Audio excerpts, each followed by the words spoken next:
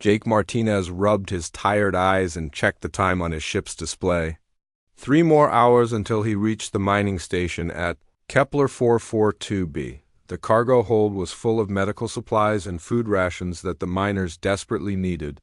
This was his 5th run this month between the outer colonies, and the long hours in space were starting to wear on him. The cockpit of his cargo hauler was small but comfortable.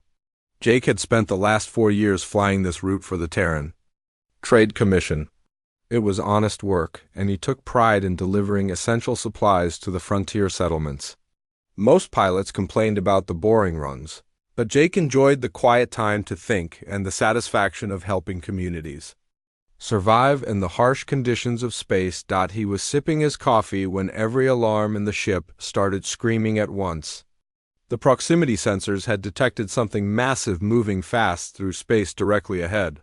Jake's hands flew over the controls, trying to understand what was happening. The main screen showed a huge object tumbling end over end, leaving a trail of debris and what looked like escaping atmosphere. Jake's heart raced as he got a better look at the damaged vessel. It was unlike any human ship he had ever seen. The hull was black and sleek, with strange curves that seemed to flow like water. Red and gold markings covered its surface, and even damaged, it looked dangerous and beautiful at the same time. Jake recognized those colors from the briefings all pilots received. This was a Cathara Empire ship. The Cathara were relatively new to human space. First contact had happened only 2 years ago, and the relationship between the species was tense. At best, the aliens were known as fierce warriors who rarely spoke to other species. They considered most aliens to be beneath their notice, and there had been several incidents where Cathara ships had attacked human vessels without warning. Jake knew he should report the wreck to the authorities and continue on his route. That would be the smart thing to do, the safe thing to do. But as he watched the alien ship spinning helplessly through space, he could not shake the feeling that someone inside might still be alive. Someone who needed help. He changed course toward the wreck, his hands steady on the controls despite his racing heart. As he got closer, Jake could see that the ship had taken massive damage. Huge sections of the hull had been torn away, and sparks flickered from broken systems. Whatever had happened here, it had been violent and sudden. Jake activated his ship's external scanners and began a careful sweep of the alien vessel. Most of the compartments showed no signs of life, but deep in the ship's core, the scanners detected something that made his breath catch. A single life form, weak but still alive, was trapped in what looked like the ship's command center. He moved his cargo hauler as close as possible to the wreck and extended the docking tube. The airlock systems would not connect properly with the alien ship's design, so Jake had to use his ship's cutting tools to make an opening. The work was dangerous and slow, but after an hour of careful cutting, he managed to create a hole large enough to crawl through. Jake put on his environmental suit and gathered his emergency medical kit. The inside of the alien ship was dark and filled with smoke. Strange symbols glowed on broken control panels, and the air was thick with the smell of burned electronics and something else he could not identify. He followed his scanner's readings deeper into the ship, climbing over fallen beams and twisted metal. The command center was a mess of sparking cables and broken equipment. In the center of the room, Jake found the ship's only survivor. The alien was huge, at least 7 feet tall, with a body covered in what looked like natural armor. Its skin was a deep blue-green color, and strange patterns were carved into the hard shell that covered its arms and chest. 4 eyes, now closed, were set in a face that was both frightening and somehow noble. The alien was unconscious and bleeding from several wounds. The blood was not red like human blood, but a bright blue-green that seemed to glow in the dim light.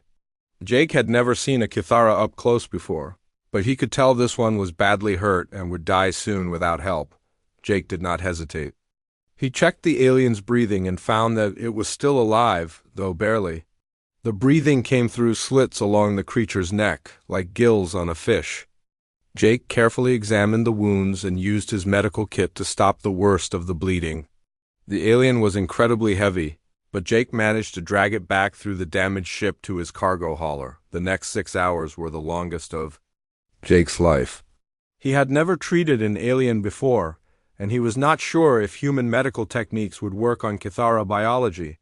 He did his best to clean and bandage the wounds, and he used his ship's medical computer to monitor the aliens. Vital signs. The readings were strange, but they seemed to be getting stronger. Jake also discovered something interesting about the wreck. The damage pattern suggested that the ship had been sabotaged from within, not destroyed by an external attack. Someone had planted explosives inside the vessel, and they had been designed to kill everyone on board. The fact that this alien had survived was nothing short of a miracle. As Jake worked to save the alien's life, he wondered who it was and why someone had tried to kill it.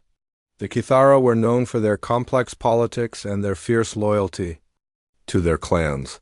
Perhaps this was the result of some internal conflict within their empire.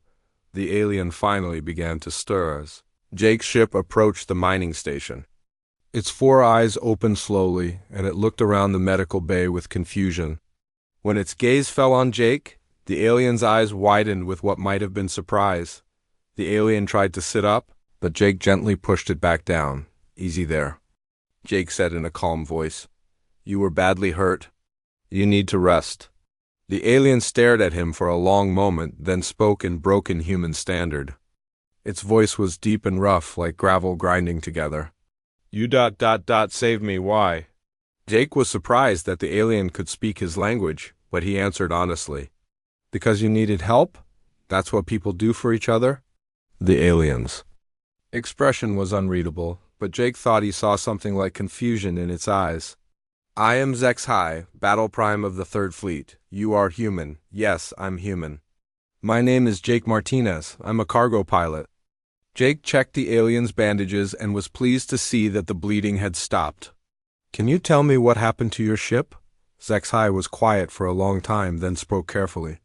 "Enemies within my own people. They seek to destroy me for political reasons.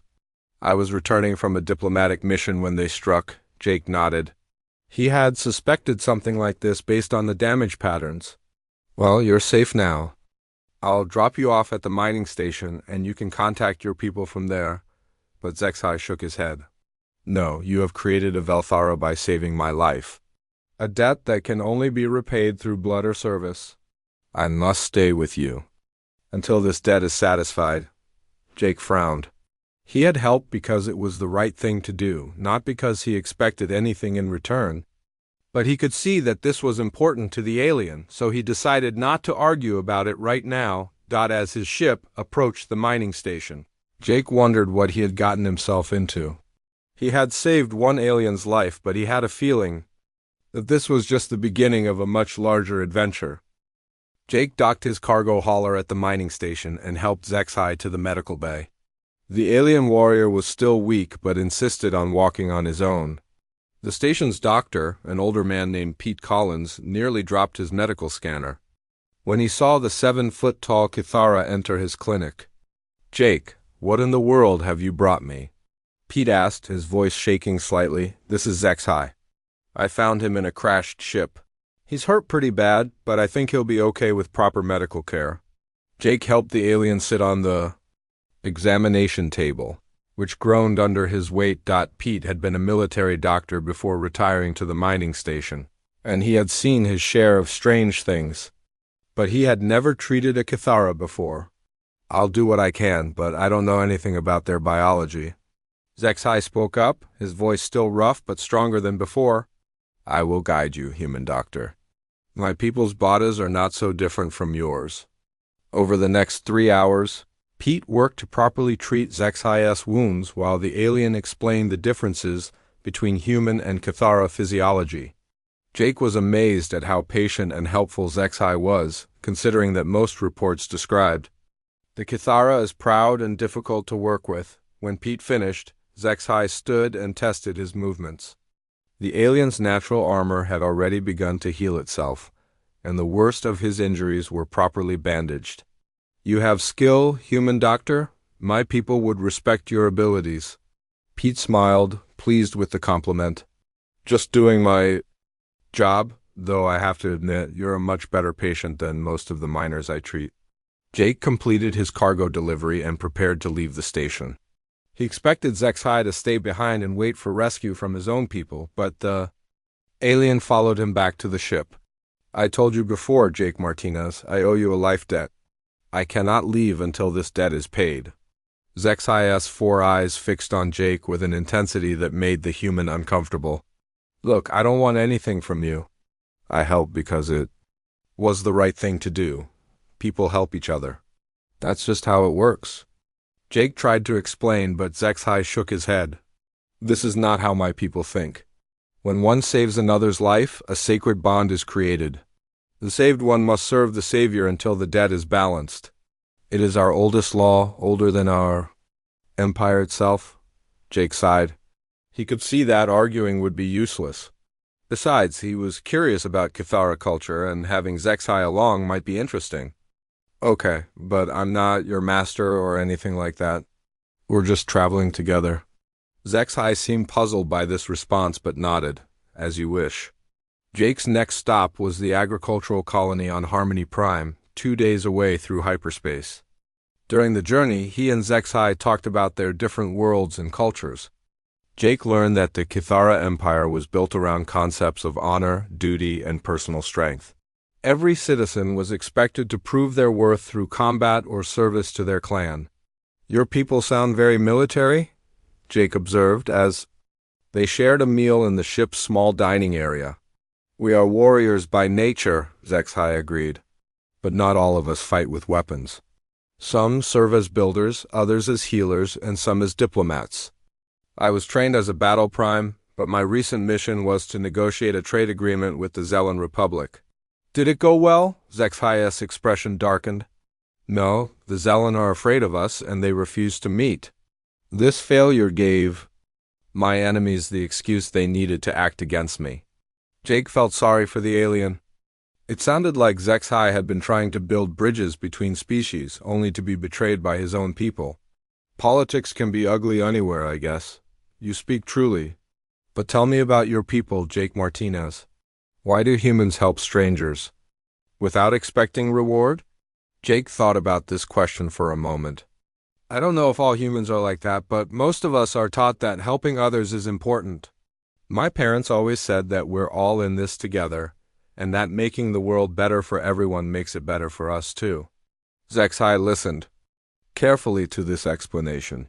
This is unusual. Most species help only their own kind, or those who can help them in return.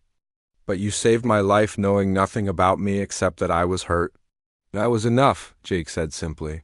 Their conversation was interrupted by an emergency beacon from a nearby system. A passenger liner called the Star Dancer was under attack by pirates and was requesting immediate assistance. Jake did not hesitate. He changed course toward the distress signal. Pushing his cargo hauler to its maximum speed, HFY watched Jake's actions with growing amazement. You are going to help these strangers even though it puts us in danger? Of course. They need help. Jake was already plotting an intercept course and checking his ship's defensive systems when they reached the Star Dancer. They found 3 pirate ships attacking the much larger passenger vessel. The liner's shields were failing, and it was only a matter of time before the pirates broke through. Jake's cargo hauler was not built for combat, but he activated his ship's emergency beacon and moved to place himself between the pirates and the passenger ship. Jake Martinez, this is madness, HFY said, but there was something like admiration in his voice. Maybe, but I can't just watch innocent people get hurt. Jake opened the communication channel to the pirate ships.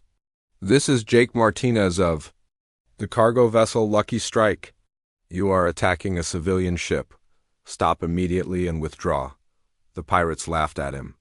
Get lost, cargo boy. This is none of your business. But Jake's distraction had given the Star Dancer time to send out a stronger distress signal. Within minutes, 2 patrol ships from the Colonial Defense Force arrived on the scene. The pirates, outnumbered and outgunned, quickly fled into hyperspace. The captain of the Star Dancer, a woman named Lisa Park, thanked Jake over the radio. You saved our lives. If you hadn't shown up when you did, we would all be dead or worse. Jake felt embarrassed by the praise. I just did what anyone would do.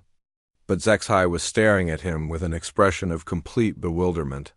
"No, Jake Martinez. This is not what anyone would do. You risked your life for people you had never met, people who could give you nothing in return."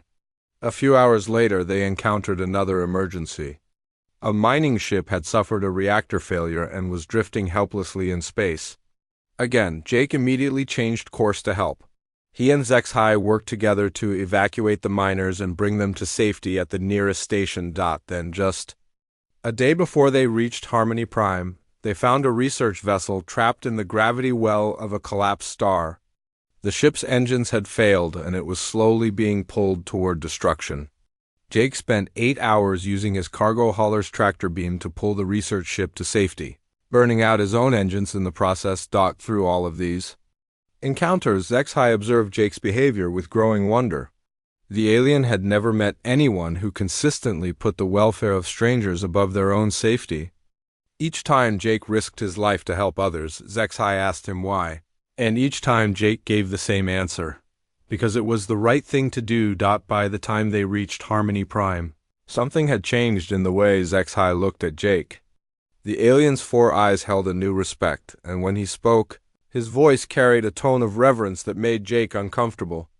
"I am beginning to understand something about your species," Zexai said as they prepared to dock at the agricultural colony.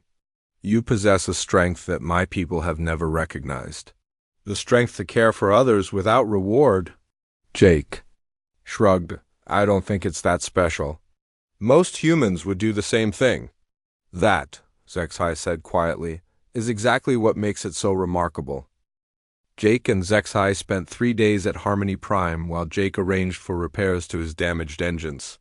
The agricultural colony was peaceful, with vast fields of genetically modified crops stretching to the horizon under the pale yellow sun.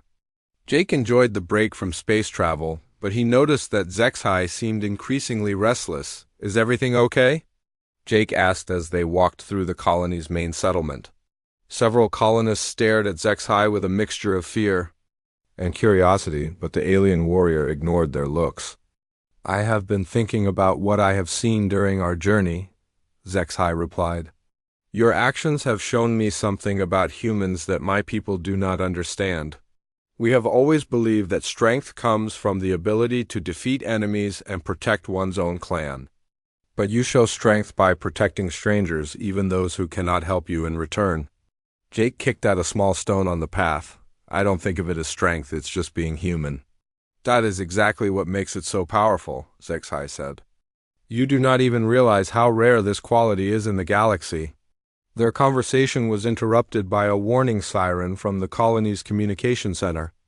Jake and Zexai rushed to the main building, where they found the colonists gathered around a large display screen. 3 massive warships had just dropped out of hyperspace at the edge of the system. The ships were sleek and deadly, with the same red and gold markings that Jake had seen on Zexai's destroyed vessel. "Kithara warships," Zexai said grimly. "They have found me." The colony's administrator, a nervous man named Carl Watson, approached them with shaking hands.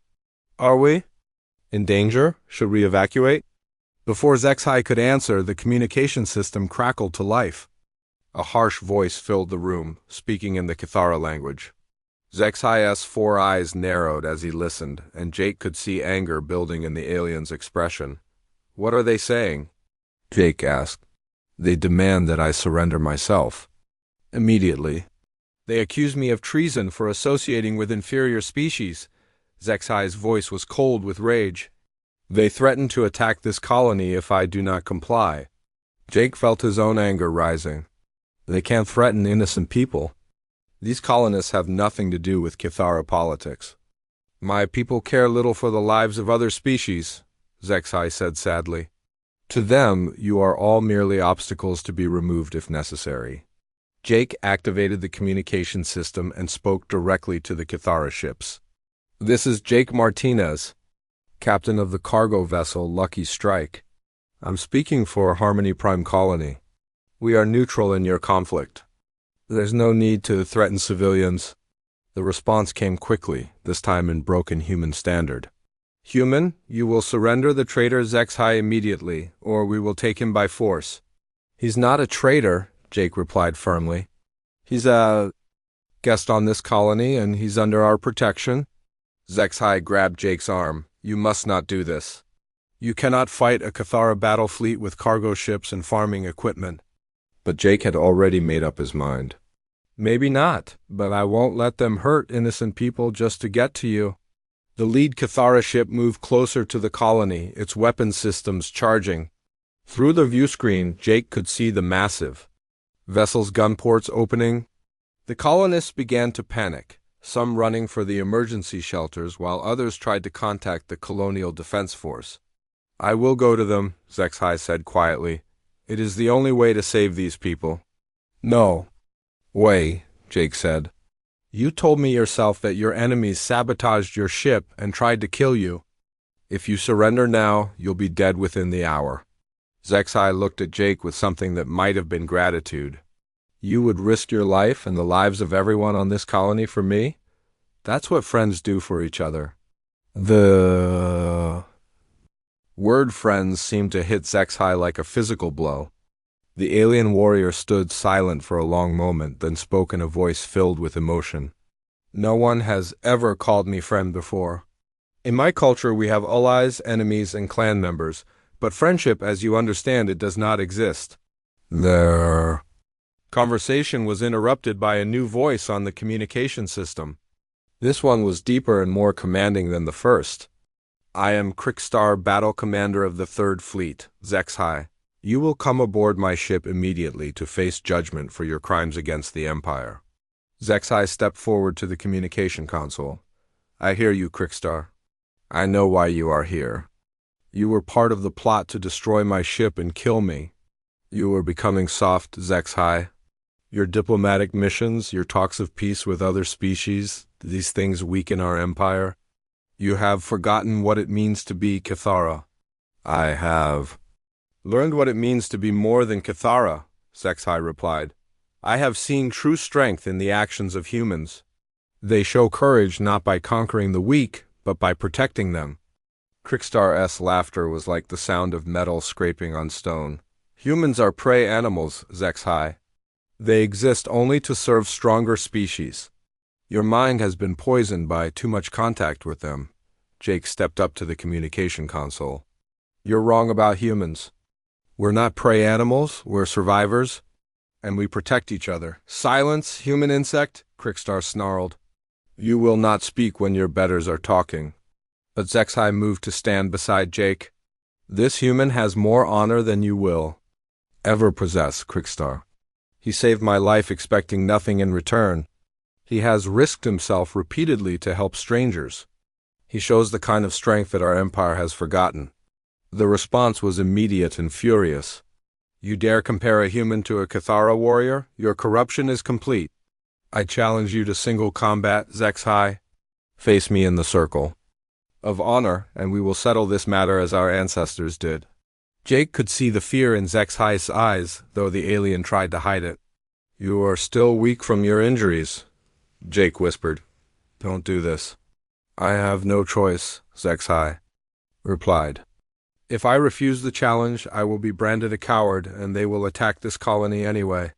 At least this way, the fighting will be between warriors. 20 minutes later, a shuttle landed near the colony's main building. Crickstar emerged with 2 other Cathara warriors, all of them armed with the curved blades that Jake had heard about in briefings. Crickstar was larger than Zexhai, with scars covering his natural armor and a bearing that spoke of many victories in combat. The other colonists gathered at a safe distance to watch as the 2 Cathara warriors faced each other in an open area that served as the colony's landing pad. Jake stood with the crowd, his heart pounding as he watched his friend prepare for what might be his last battle.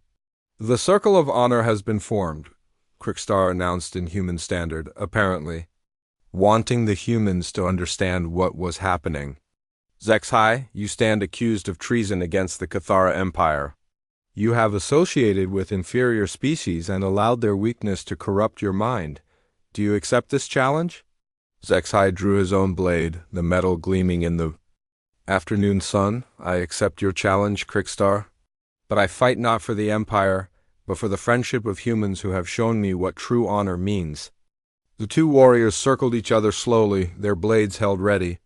Jake had never seen Kithara combat before, but he could tell that both fighters were skilled and dangerous. The curved blades they carried looked sharp enough to cut through steel, and both aliens moved with the fluid grace of natural predators. Crickstar struck first, his blade whistling through the air toward Zexai's head. Zexai blocked the attack, but Jake could see that he was still weak from his injuries. The larger warrior pressed his advantage, raining down a series of brutal strikes that forced Zexai to give ground. "He's going to lose," Jake whispered to himself.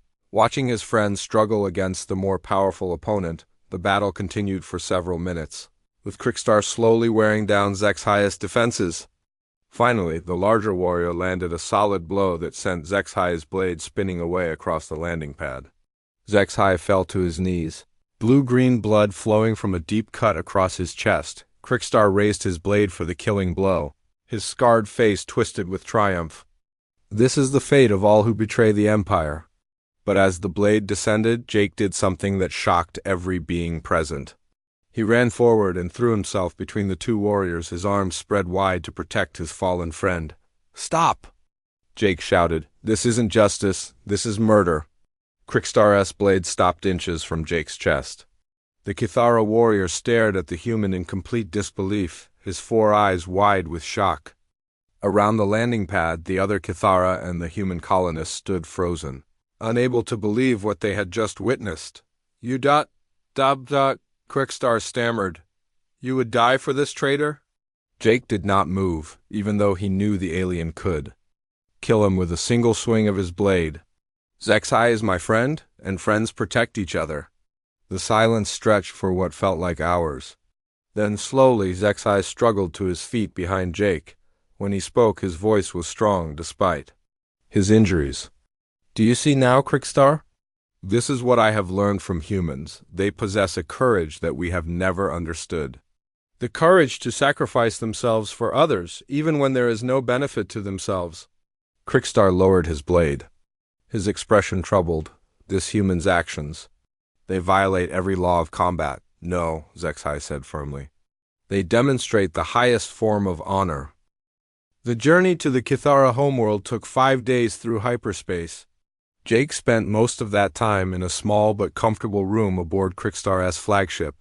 The Kithara had treated him with respect, though he could sense their confusion about what he had done on Harmony Prime. No alien had ever interfered in a Kithara honor duel before, and they seemed unsure how to react to his actions. Zexai visited him every day, his wounds healing quickly thanks to Kithara medical technology. The alien warriors seemed both excited and worried about what was to come. "You must understand, Jake Martinez, that what you are about to do has never happened before," Zexai explained during one of their conversations. "The High Council has ruled our empire for over 1,000 years. They have never allowed an alien to enter the sacred chamber, much less address them directly." Jake looked out the small window at the stars rushing past. "What exactly am I supposed to say to them? I'm just a cargo pilot. I don't know anything about politics or diplomacy." "Speak from your heart," Zexai advised. "Tell them what you have told me about human nature. Help them understand why you act the way you do. And if they don't like what I have to say?" Zexai was quiet for a moment. "Then we will both die. But Jake, I believe this is important.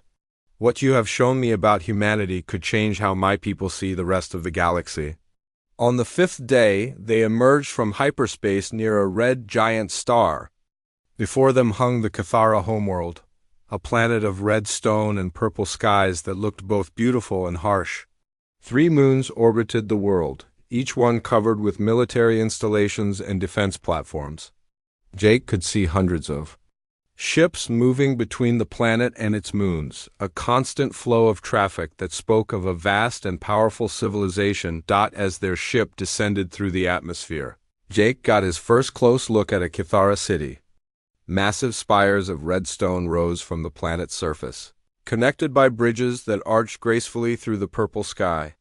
The architecture was unlike anything human, flowing, and organic, yet clearly designed for defense.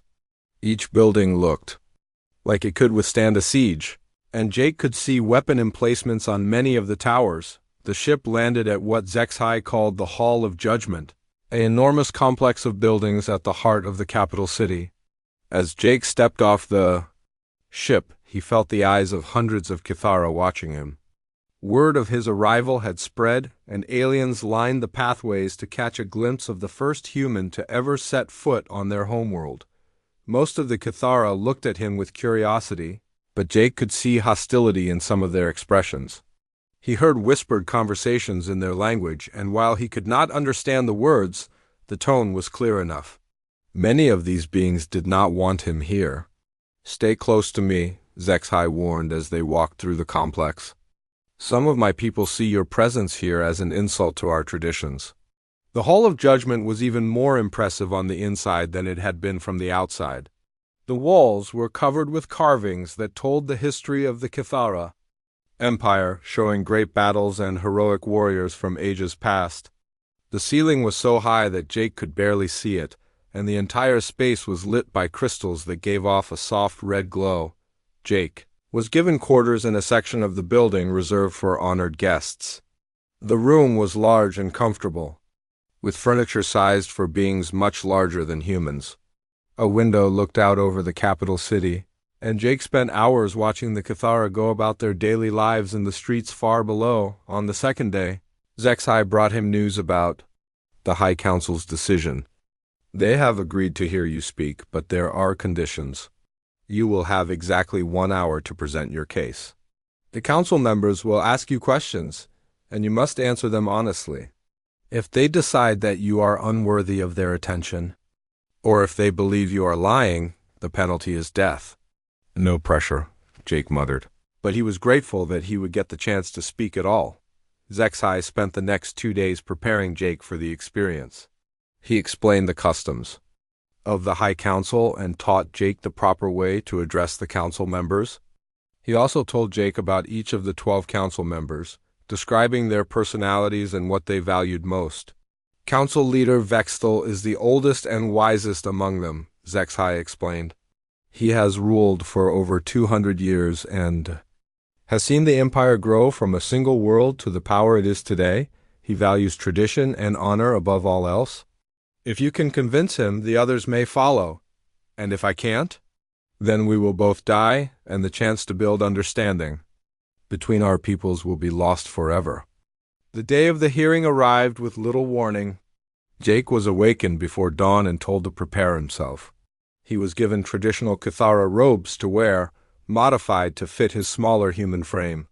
The robes were deep blue with silver trim, and Zexhai explained that they marked him as a guest under the protection of the Empire. The sacred chamber was the largest room Jake had ever seen. The ceiling disappeared into darkness high above, and the walls were lined with statues of ancient Kithara heroes. At the far end of the chamber, 12 massive thrones were arranged in a semicircle. Each throne was carved from a different type of stone, and each one held a Kithara, who radiated power and authority. Council leader Vexthal was indeed ancient, his natural armor scarred by countless battles and his 4 eyes clouded with age. But when he spoke, his voice was strong and clear. "Jake Martinez of Earth, you stand before the High Council of the Kithara Empire. You have been granted this audience because Battle Prime Zexhai has vouched for your courage. Speak now, and tell us why we should care about the words of a human." Jake walked to the center of the chamber, feeling very small under the gaze of the 12 council members. He had practiced his speech many times, but now all his carefully planned words seemed inadequate. "Honored council members," he began, his voice echoing in the vast chamber. "I am not a diplomat or a politician. I'm just a cargo pilot who delivers supplies to colonies on the frontier. I don't know much about governing an empire or making treaties between species, but I do know something about what it means to be human." He paused, gathering his courage.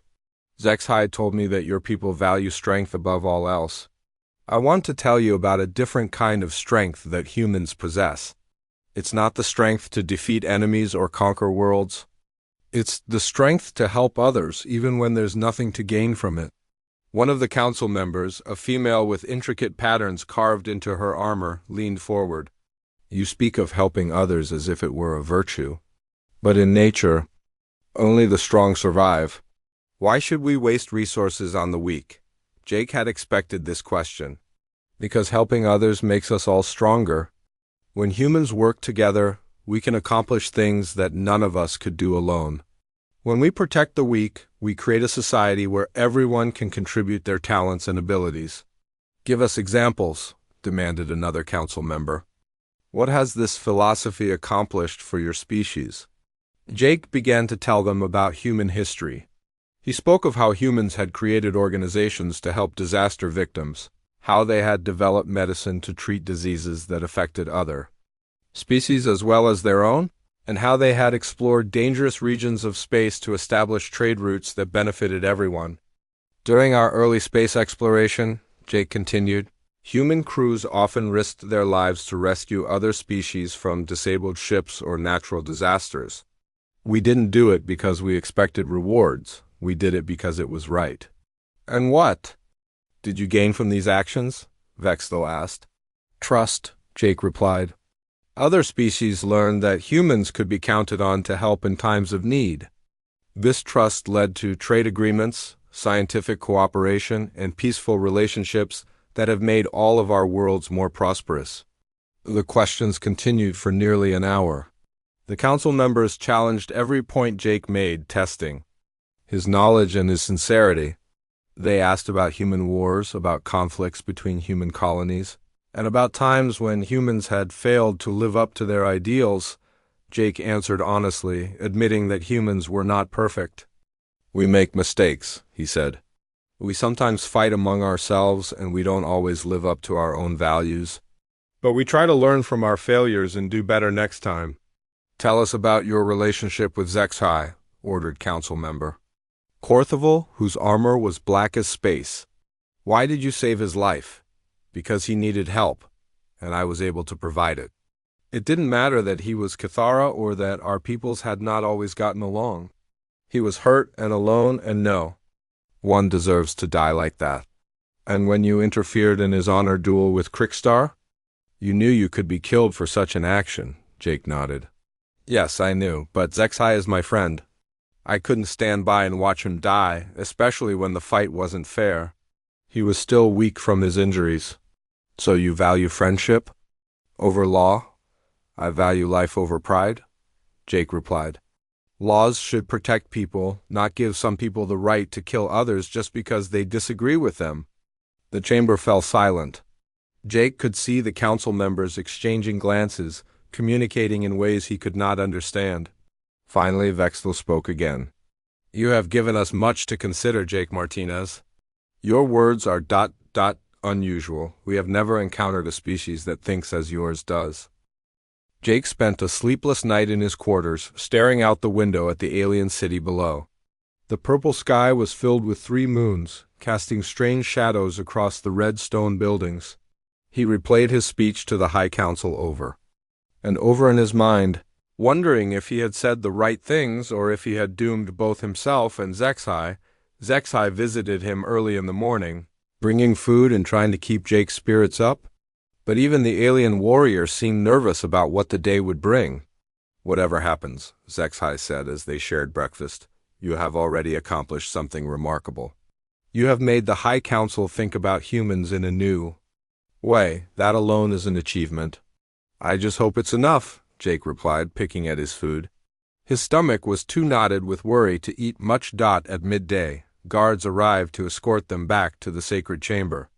The massive room seemed even more intimidating than before, and Jake noticed that more Cathara had gathered to witness the council's decision. Word of the human speech had spread throughout the capital, and many aliens were curious about what would happen next. The 12 council members sat in their stone thrones, their expressions impossible to read. Council leader Vexthel looked even more ancient in the red light of the chamber, but his 4 eyes were alert and focused on Jake. Jake Martinez of Earth, Vexthel began, his voice echoing through the chamber. We have spent many hours discussing your words. You have presented us with ideas that challenge our oldest beliefs about strength and honor. Jake's heart pounded as he waited for the verdict. He could see HFY standing nearby, the alien's 4 eyes fixed on the council leader. Some among us believe that your philosophy is weakness disguised as virtue, Vexthal continued. They argue that helping others without reward is foolish, and that your species will eventually be destroyed by stronger peoples who take advantage of your kindness. Jake felt his hopes sinking. This sounded like the beginning of a rejection. However, Vexthal said, and Jake's attention snapped back to focus. Others among us have been impressed by the evidence of human courage and determination. Battle Prime HFY has testified to your repeated acts of bravery, and your willingness to sacrifice yourself for a friend speaks to a kind of strength we had not previously recognized. The council leader stood from his throne, a gesture that caused a murmur of surprise throughout the chamber. In over a century, Vexthal had never stood to address anyone below the rank of battle commander. We have reached a decision that is unprecedented in the history of our empire, Vexthal announced. Jake Martinez, your actions have demonstrated a form of leadership that our people need to learn. You have shown us that true strength comes, not from the ability to destroy, but from the wisdom to protect and preserve. Jake could hardly believe what he was hearing. The council was speaking positively about his philosophy, but he still did not know what that meant for his fate. Therefore, Vexthal continued, we hereby name you the first honor bridge between the Cathara Empire and the human species. You will serve as our ambassador and guide, helping our peoples learn to work together for the benefit of both. The chamber erupted in shocked whispers. Jake stood frozen, unable to process what he had just heard. An honor bridge was a position he had never heard of before, but from the reactions around him, it was clearly something extraordinary. ZEX single quotes HAI stepped forward and bowed deeply to the council.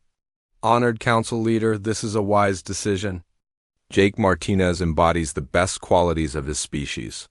The position comes with significant responsibilities, Vexthal explained to Jake. You will be given a ship and a crew of volunteer Cathara warriors. Your mission will be to demonstrate the human approach to leadership and problem-solving. You will have the authority to negotiate agreements between our species and to represent the Empire in matters involving other alien races. Council member Korthaval rose from her throne. But the most important part of your role will be to teach our people about the strength you have shown us. Starting immediately, we are implementing new codes of conduct for all Cathara warriors. They will be expected to show mercy to defeated enemies and to protect those who cannot protect themselves. Jake found his voice at last. I'm honored by your offer, but I'm not sure I'm qualified for such an important position. I'm just a cargo pilot. You are much more than that, said Council Member Dexina. You are living proof that leadership is not about commanding others through fear or strength. It is about inspiring others to be better than they were before. Vexthal gestured to the guards near the chamber's entrance. Bring in the ship's crew. Jake watched in amazement as 20 Cathara warriors entered the chamber. Each one was impressive, with scarred armor that spoke of many battles. But as they approached Jake, they all bowed respectfully. These warriors have volunteered to serve under your command, Vexthal explained. They wish to learn the human way of thinking and to help build bridges between our species. One of the warriors, a female with intricate gold patterns on her armor, stepped forward. I am Nixara, formerly Battle Prime of the 7th Fleet. I have heard of your courage in protecting HFY, and I wish to learn from your example. Jake looked around at the assembled warriors, feeling overwhelmed by the responsibility they were offering him. I accept the position, he said finally, but I want to make something clear. I won't command through force or fear. We'll work together as a team, and everyone's ideas will be valued. The concept seemed to puzzle some of the Cathara, but they nodded in agreement. Jake could see that it would take time for them to truly understand human leadership styles, but he was willing to be patient. The ceremony concluded with the presentation of Jake's new ship. The vessel was a modified Kithara cruiser, sleek and powerful but equipped with human-compatible systems. Jake named it the Friendship, a choice that amused Zexhai and confused most of the other Kithara. 3 days later, Jake received his first official mission. A colony world called Haven's Rest was threatened by massive earthquakes that could destroy the entire settlement.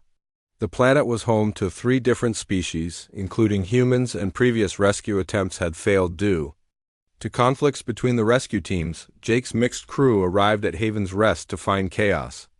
The human rescue teams were trying to evacuate civilians, the Zelen engineers were attempting to stabilize the planet's crust, and the Mrax medical teams were treating the injured.